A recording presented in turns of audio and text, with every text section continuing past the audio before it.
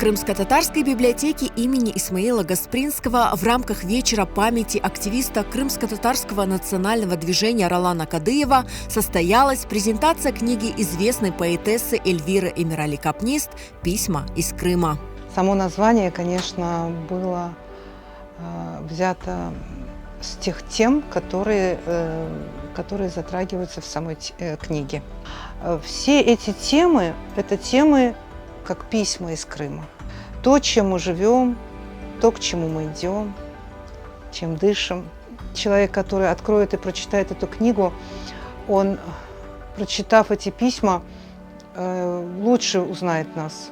А человек, который из нас, я думаю, тоже будет рад, потому что он увидит что-то свое, вспомнит, может быть, то, что забыл, или увидит то, к чему стремится. Книга «Письма из Крыма» – итог многолетних трудов.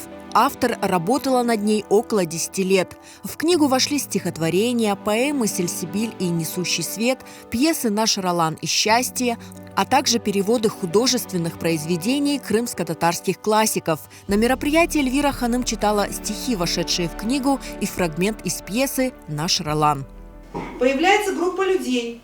Мужчины и женщины, среди них молодая беременная женщина лет 19. Они останавливаются перед входом на кладбище. В руках у них красные гвоздики. Мы давно ждали эту пьесу. То есть это уже несколько лет она готовила, и вот наконец она родилась. Вот, это новое слово о Ролане Кадыеве. Поэтому с удовольствием будем читать ее. Также стихи ее, переводы замечательные. Вот мы сейчас все свидетели были, слушали. Я думаю, что если эту книгу приобретут люди, у них будет познание о этом человеке, о его многогранности, о его способности, которые он прожил прекрасную жизнь. Он очень многогранным был человек.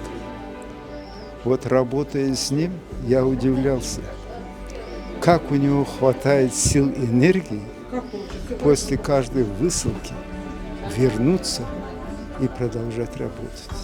Книгу «Письма из Крыма» украсили работы крымско-татарских художников Заремы Тросиновой, Ленура Велиляева, Айдера Егяева, Дживейр Амет и других. Она издана в 200 экземплярах. Приобрести книгу можно будет в книжных магазинах «Терджиман» и «Хазине».